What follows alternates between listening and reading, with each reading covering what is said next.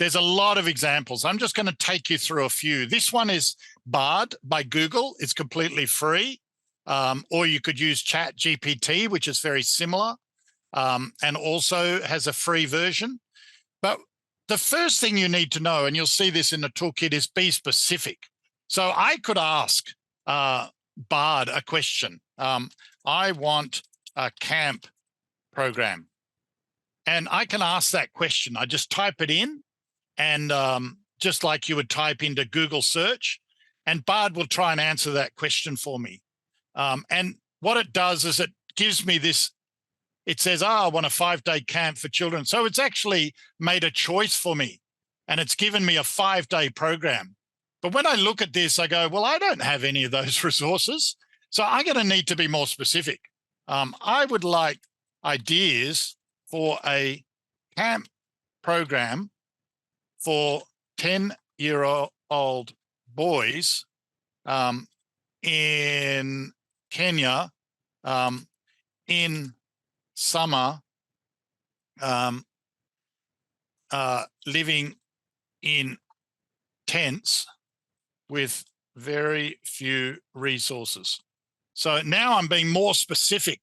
I'm actually asking Bard for something that might fit my context. And that's going to give me a little bit of a better answer. So now what it's done is it's given me some ideas, some physical activities. Hiking, swimming, team sports, traditional Kenyan games even. And it's given me some ideas of some Kenyan games, or some outdoor activities that I could do, or some cultural activities. So because I've asked a slightly better question, it's given me a better answer. So that's helpful. But what I might do is then go, well, that's too much. So now I can add to it. So I can say, can you give me the top 5 ideas in a list? So what it's going to do is look at what it's given me before, but it's going to simplify it for me. So that's the first thing that I need to do, be very specific. So it's now decided, okay, here are the 5 top things that I might want to do. And it's given me a really good example. So that's been helpful. And in the toolkit, you'll see this example here. Be specific. The second principle is use clear language, and I've tried to do that already. So I'll jump over that. But I'm going to define the task. So in this case, I'll make it very, very specific. I would like a game for this camp that lasts for 20 minutes using a bucket and a ball. So now I'm adding to mine by defining the task. I'm just wanting a 20-minute example that I could use. So here we go. It gives me a bucket ball relay. Divide the team players into 2 teams, place a bucket at the end, and the team runs. So there you go. That's not bad. That's a pretty good idea. It's also given me some variations and some tips. And in Bard, it gives me 3 different versions. So that's one idea. If I click here, it gives me another version and another version, and I can start to see what's needed. So that's defining the task. Now I want to provide context. What do I do if it rains the whole time? So now it's going to start to try and answer that question, but in a specific context. And in this case, I've given it the context of rain. So now it suggests to play indoor games, arts and crafts, stories and songs, have a talent show, watch a movie. So now it's done everything indoors. So the context has made a very big difference. And or I could do, I'm going to choose one of these. So I'll choose one out of the toolkit, and I'm going to, you can read that quickly, but it's about creating a brochure now for a Christian holiday program. So let's see what that's going to do. Now, because I'm doing this within the chat about Kenya, it's going to answer it within that Kenyan context. So it's given me some ideas of what the benefits are that I might want to tell to the parents. of growing in your faith, making new friends, having fun, experiencing a supportive community, learning life skills. So now, because I've been even more specific, I've got some content that I could say to the parents, this is what we're going to do. And I'll probably rewrite part of this. I'll vary it. I'll change a few details, but it's given me some ideas of what the 5 benefits might be to this program. And so that's given me a little bit of context. So that's the 4th principle.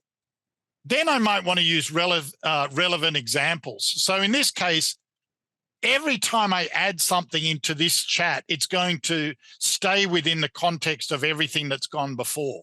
So it's going to keep me in Kenya. If I want to change the context, I then just do a new chat. So I'm going to start again.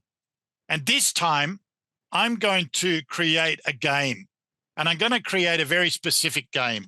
So I'm copying this from the toolkit, and I'll read this to you. I'd like you to help me create a 10-minute game that will help children to think about generosity.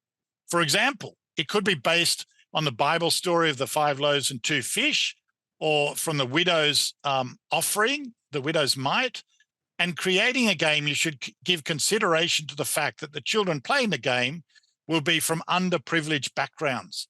So I've given some examples I want to include in the game, and I've given the context, and I've been very specific on the amount of time. So I'll put that into Bard and see what that gives me. And as you can do, it's very quick. It's playing with ideas. Now, I could do this as a Google search, and then I'd be searching through pages and pages. So now it's given me a game, and it said, well, this one's based on the story of the 5 loaves and the 2 fish. And I could have 5 bits of bread and 2 fish or something like that.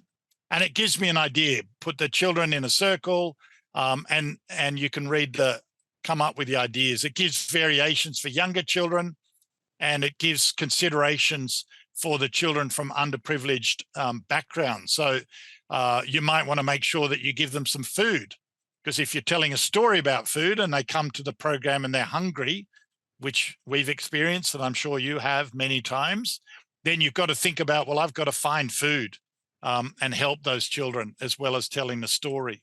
So it's been very smart, and by giving enough context, then it's helped me quite a lot. Then principle number 6 is specify constraints. So that are things that you don't want in there or you do want in there. So I have a game here which has 5 loaves, 2 fish, a basket, and a blanket. So I might go, I'm going to add a constraint. Can you give me this game with no materials needed? So I'm adding a constraint where I'm going to do the same game or similar game, but I don't have any materials. So let's see if it can do it. I don't know. The game. This game is a great way to teach children about generosity and kindness. It's also a way to get them moving. Gather the children in a circle, explain to the children we're going to play a game. We're going to think of different ways to be generous to children, and they're going to do it with gestures. So just do it with their body. So it's given me an entire game about role play, and there's no materials needed. So I don't have to bring a ball. I don't have to have fish. So I've added a constraint, and it's been able to adjust the game for me.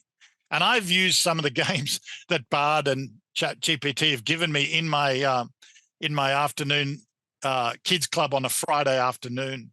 So that's been amazing.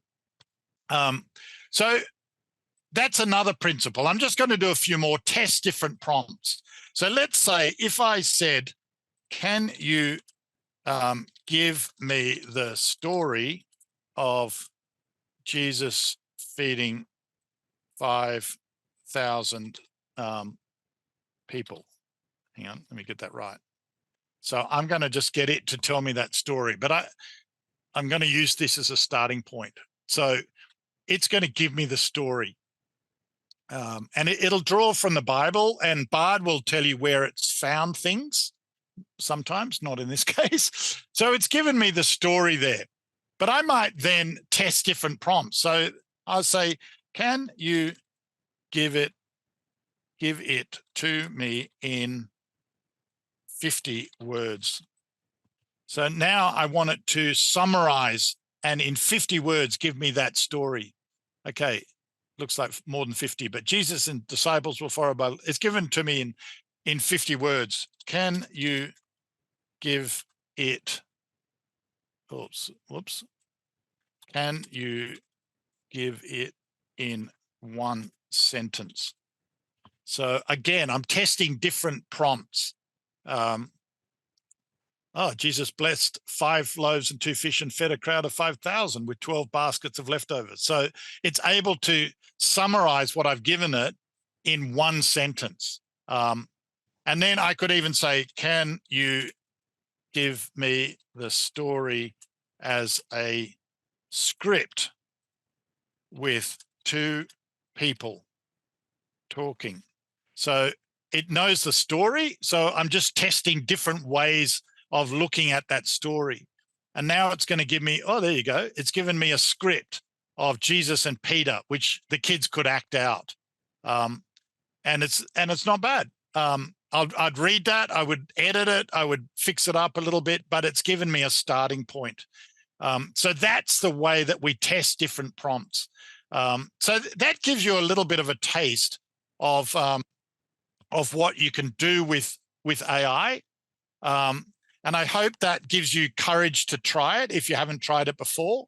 But again, look at the toolkit and you will get the 10 principles with really good practical examples that you can try out. And I would encourage you to do it. Now, I'll show you something fun now, just as a bit of a break before I move into doing images, creating new artwork with AI. But I did ask Bard, what I could do, what would be a very interesting prompt. And it said, why don't you create a poem using in the words of Shakespeare? Now, Shakespeare was an English playwright, very famous, and wrote incredible plays in the Elizabethan era a few hundred years ago.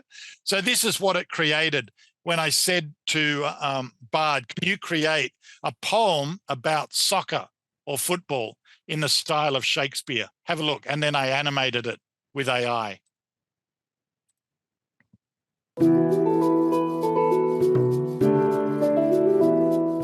Upon the verdant pitch where heroes tread, the game of football with its leather ball is played with passion, skill, and daring head to score the goal that brings them lasting fame. The players gather, clad in vibrant hues, their spirits soaring, their resolve complete.